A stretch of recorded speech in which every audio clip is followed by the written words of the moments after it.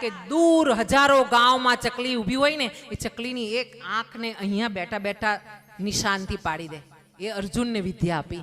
બાણાવળી, ગદાધર, ભીમ, હા, એક જ ગુરુના બધા શિષ્ય, અને છતાં ગુરુનો પુત્ર અભાગ્યો. હા, એમ કહેવાય ને કે તમારી પાત્રતા ન હોય, તમારું પાત્ર જ કાણું હોય, તો તેમાં પછી ગુરુ શું કરે? હા, હું અને મારામાંથી એક બીજી બેન અહીંથી અમે છાસ લેવા માટે બહાર નીકળ્યા. રસોડે ગયા અને અમને મહારાજે છાસ આપી. છાસ પીવી હતી અમારે, એટલે બંને બહેનોએ અમે છાસ લીધી. હવે હું છાસ લઈને ચાલીને મારી સાથે પેલા બેન પણ ચાલ્યા. બંને ચાલતા ચાલતા અમારા રૂમ પર ગયા. મારો 120 નંબરનો રૂમ, મારી બેન જે બીજા જોડે આવેલા છે એમનો 21 નંબરનો રૂમ. મારી બેન એમના રૂમમાં ગયા, હું મારા રૂમમાં ગઈ. મેં જઈને જોયું, હારું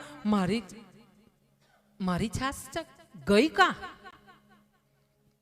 મારી છાસ મહારાજે બેને એક લોટો છાસ આપી હતી, ગઈ ક્યાં? મેં જઈને 121 રૂમમાં જોયું. બેન તમારી છાસ? કે બેન કે હું તો પીવું છું, સરસ મસાલો નાખીને છાસ પીવું છું ઠંડી ઠંડી. હારું, મારા પાત્રમાં છાસ હતી, ગઈ ક્યાં? ક્યાં ગઈ? મારું પાત્ર કાણું હતું. રસ્તે આવતા આવતા બધું ઢોળાઈ ગયું.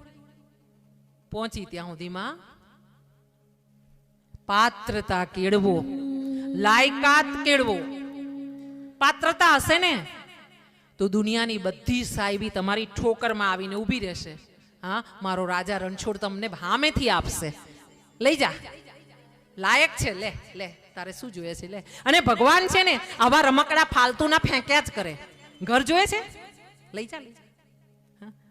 ક્રેટા જોઈએ છે ને, લે લઈ જા. આવા રમકડા ફેંકશે. પણ એમ નહીં કે હરિદ્વારમાં ભાગવતમાં આવું છે, એવું તમને ભગવાન સામેથી નહીં કેવડાવે. અને કેવડાવે ને તોય સદબુદ્ધિ હોય, મા બાપે આપેલું હોય ને તો જ કદાચ હા પડે. એટલે આવા રમકડામાં ભોળવાઈ ના જશો કે ચાવી ભગવાને ચડાવી હોય, થોડી વાર માટે આમ બંદરની જેમ નાચે, ચૂં ચૂં ચૂં ચૂં ચૂં ચૂં કરે, અને પછી અલા આ તો ચાવી વધારે ફરી ગઈ ને ભગવાન, રમકડું તો ખોટવાઈ ગયું. હા, ઉલ્લુ બની ગયા. આ મોઘો મનુષ્ય દેહ છે, નહીં મળે વારંવાર. ઓ ભાઈ તું ભજી લેને કીર્તાર.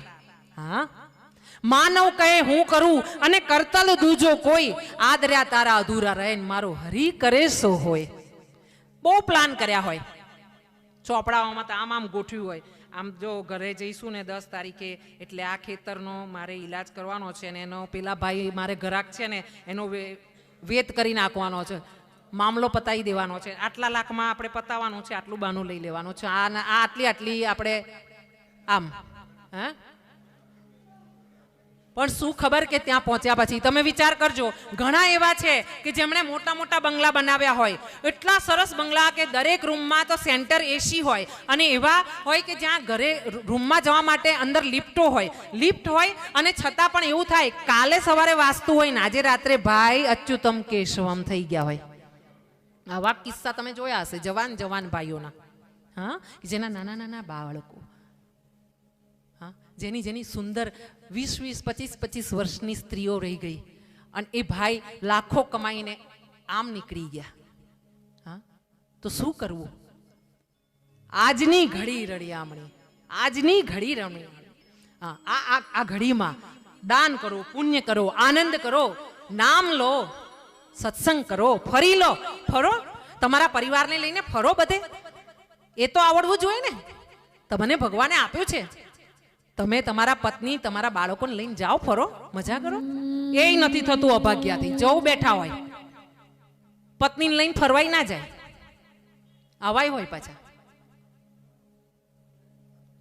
અને પાછા હરિદ્વારની વાત આવે ને, મહારાજ જો કીધું હોય ને ફોન કરીને કે ભાઈ તારે કશું નથી હાલવાનું, તું અત્યારે ચાલતો ખરો, આપવું હોય તો આપજે, નહીં તો કઈ નહીં, આવું કીધું હોય ને મહારાજે, તો પાછો ત્યાં વિચાર કરતો હોય, જવું કે ના જવું. અવડે જવું તો મારે ત્યાં ગાય કોણ દોશે, અવડે જવું તો મારે ખેતરમાં કોણ જોશે. ઓ ભાઈ, ઓ બેન, ઓ ભાઈ, તારા કરમ ફૂટેલા. હા, જવું બેઠા હોય, જવું એની નોટો છે ને પછી કોઈ ત્રીજું જ ખાતું હોય, એના છોકરાય ના ખાઈ શકે. આવા મેં ઘણા જોયા છે. અમુક બહેનો એવી જોઈ છે જેના કબાટના કબાટ ભરેલા હોય અને આપણે જઈએ ને એટલે આપણાને બતાવવા માટે શું કરે, કબાટ ખોલે. આ પર્સ છે ને હું દિલ્હી ગઈ હતી ને ત્યારે લીધેલું. આ પર્સ છે ને બોમ્બેમાં ચોપાટી પર ગઈ હતી ને ત્યારે લીધેલું. અલી બેન તે પર્સ લીધા કર્યા, વાપર્યા ખરા, એમાં કંઈ મૂકીને કોઈને આલ્યું ખરું? હે, આ સાડી આમ લીધેલી, આ ડ્રેસ આમ લીધેલો. એ બેન તું આ તારા કબાટ બંધ કર. ભલે ને 5 જોડી અમારી પાસે હોય, પણ અમે તો આ ભાગવતમાં આવ્યા ને એટલે નવા નક્કોર પહેરીને આવ્યા ને અમારા લાલાને બી નવો નક્કોર જ. ભલે ને 500 નો એક વાગો થાય. હું ખબર અહીંથી નીકળી ત્યાં જઉં અને ટપકી જઉં અને મારો અગ્નિ સંસ્કાર અહીંયા જ કરીને જવો પડે. હા, અરે આનાથી સારું નસીબ કોનું હોય? જવાનું તો જો મૃત્યુ સનાતન સત્ય છે. સત્ય એક જ વસ્તુ છે, પ્રભુનું નામ અને મૃત્યુ. આવવાનું આવવાનું આવવાનું, મને આજે કાલે તમને. હા, પણ જ્યારે આપણે સ્મશાને જઈએ ને ત્યારે આપણાને બહુ વૈરાગ્ય લાગે. બહુ હારા ભાઈ હતા બિચારા, મારા કાકાનો છોકરો. મારે જ્યારે જરૂર પડે ને ત્યારે 5-50 આપતો. હારો, બહુ હારો ભાઈ હતો. હા, પણ જો ને રાતે એટેક આવી ગયો.